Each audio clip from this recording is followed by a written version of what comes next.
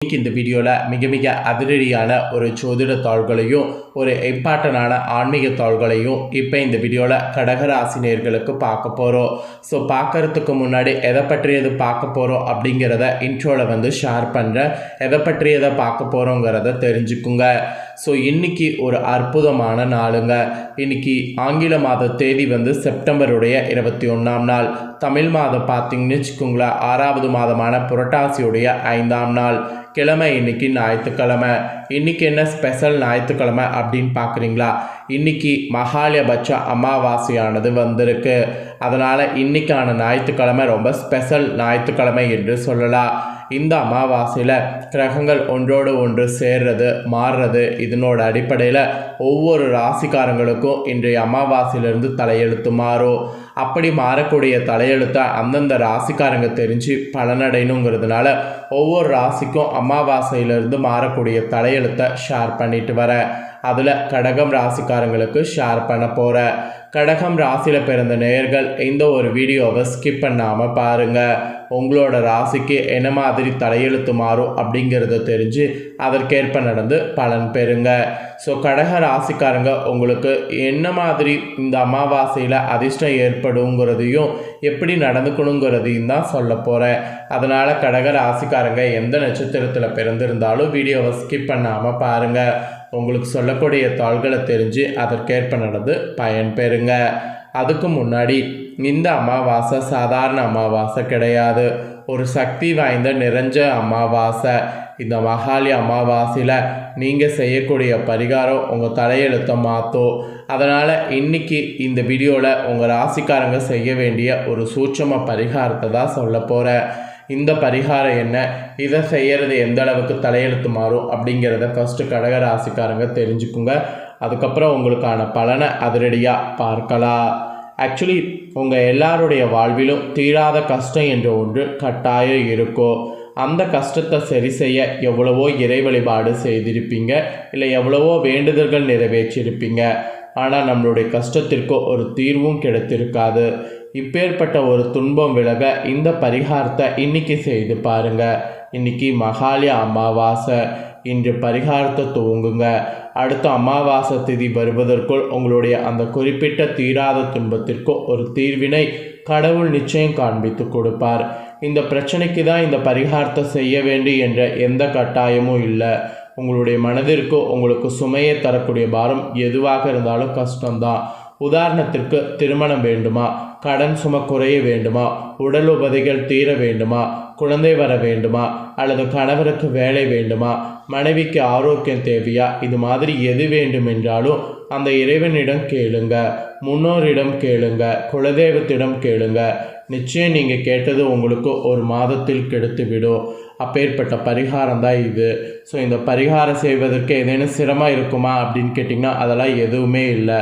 மிக மிக சுலபமான பரிகாரம் தான். ஸோ என்ன பரிகாரம் எப்படி செய்யணுங்கிறத வாங்க பார்க்கலாம். தினமுமே காலையில் நீங்கள் சமைப்பீங்கள்ல, அந்த சமைப்பதற்கு முன்பு ஒரு சின்ன டம்ளர் அளவு பச்சரிசியை எடுத்து ஒரு பாத்திரத்தில் அல்லது ஒரு கேரி பேக்கில் சேகரித்து வாங்க. இவ்வளவு தான் பரிகாரம். ஸோ இன்றைக்கி வீடியோ பார்க்கும்போது சமைச்சிருப்பீங்க. அதனால் சமைச்சது தப்பு கிடையாது. சமைச்சிட்டு இந்த வீடியோ பார்த்துட்ருக்குறவங்க ஒரு சின்ன டம்ளரில் பச்சரிசி எடுத்து ஒரு பாத்திரத்தில் அதில் கேரி பேக்கில் சேகரிங்க. நாளையிலேருந்து காலையில் சமைப்பதற்கு முன்னாடி இதை ஃபாலோ பண்ணுங்கள். தினமும் இந்த பச்சரிசி எடுத்து அந்த பையில் சேகரிக்கும் போது முன்னோர்களையும் குலதெய்வத்தையும் வேண்டிக் கொள்ளுங்க. அறிந்தோ அறியாமலோ ஏதேனும் பாவங்கள் செய்து இருந்தால், ஏதேனும் தவறுகள் செய்து இருந்தால் அதற்கான மன்னிப்பு கிடைக்க வேண்டும் என்று பிரார்த்தனை வைத்து கொள்ளுங்க.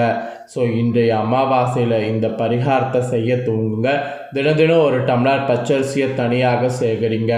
அடுத்த அமாவாசை நாள் அன்று குறிப்பிட்ட அளவு அரிசி சேர்ந்து இருக்கல்லவா, அந்த அரிசியோடு 1/2 கிலோ வெல்லம் சேர்த்து 100 ml குறைந்தபட்சம் நெய் வாங்கி அந்த பச்சரிசியுடன் வைத்து யாராவது ஒருவருக்கு அதை அப்படியே தானம் கொடுத்து விடுங்க. அதிகபட்சம் உங்களால் எவ்வளவு நெய் வாங்கி கொடுக்க முடியும் என்றாலும் இந்த அரிசியோடு வைத்து அந்த நெய்யை தானம் கொடுங்க. இவ்வளவு தான் பரிகாரம். தானம் கொடுத்து விட்டு திரும்பி பார்க்காம வீட்டுக்கு முகம் கை கால்களை அலம்பிக்கொண்டு உங்களுடைய வேலையை நீங்கள் செய்யுங்க. இந்த பரிகாரத்தை மட்டும் ஒரு முறை செய்து பாருங்கள். உங்கள் வேண்டுதலானது உடனே பலிக்கும். எந்த கோரிக்கை நிறைவேற வேண்டும் என்று அமாவாசை நாளில் இந்த பரிகாரத்தை தூங்குறீங்களோ அந்த வேண்டுதல் அடுத்த அமாவாசை திதியில் பலித்திருக்கும். இதுதான் இந்த வேண்டுதலுக்கும் பிரார்த்தனைக்கும் உண்டான மகிமை. முன்னோர்களையும் குலதெய்வத்தை நினைத்து இந்த ஒரு கைப்பிடி பச்சரிசி தானம் செய்வது ஒரு பயங்கரமான தலையெழுத்தை மாற்றும். நீங்கள் கொடுத்த இந்த தானம் உங்கள் கர்ம வினைகள் எல்லாம் கழித்து உங்களுக்கான நற்பலன்களை கொண்டு வந்து சேர்க்கும்.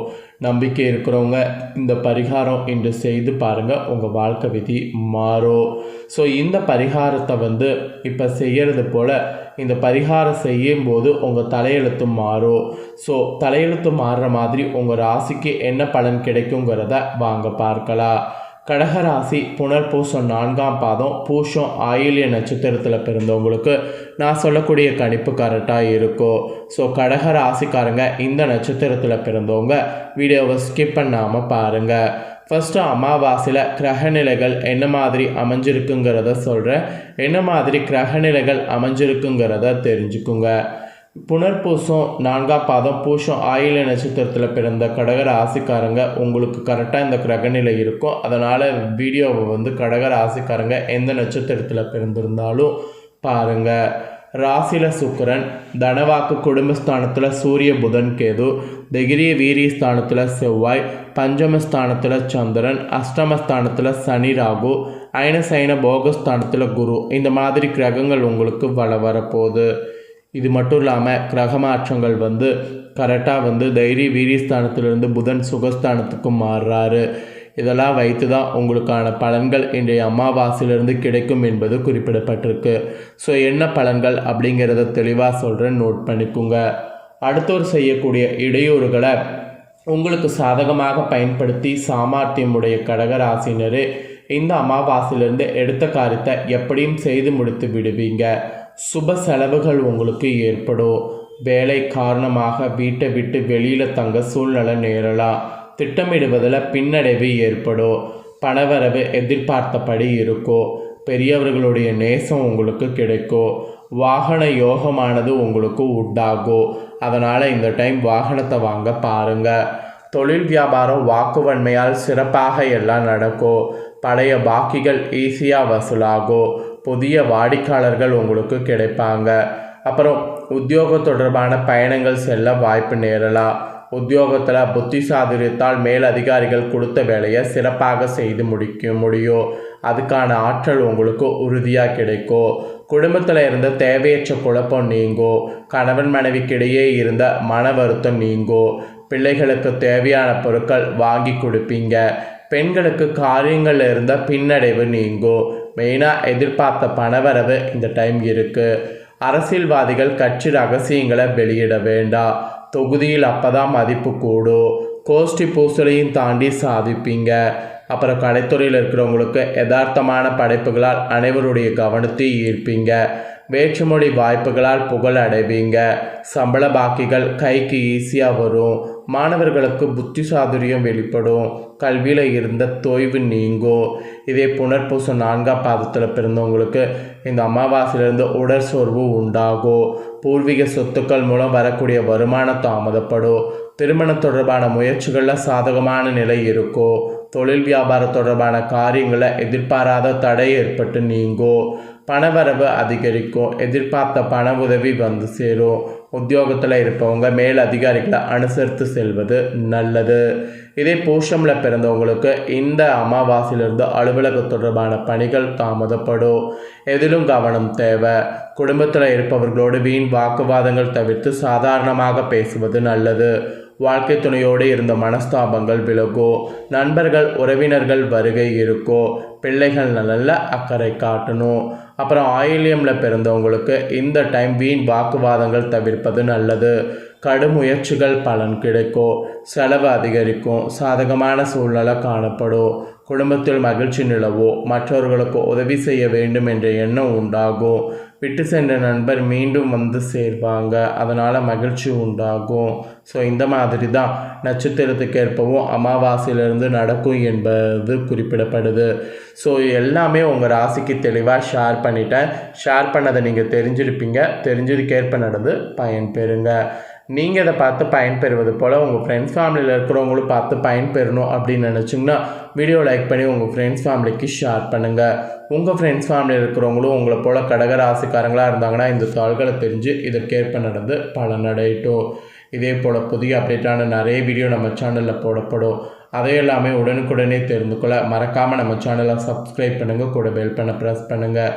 நெக்ஸ்ட்டு வேறொரு வீடியோவில் உங்களை சந்திக்கிறேன். நன்றி.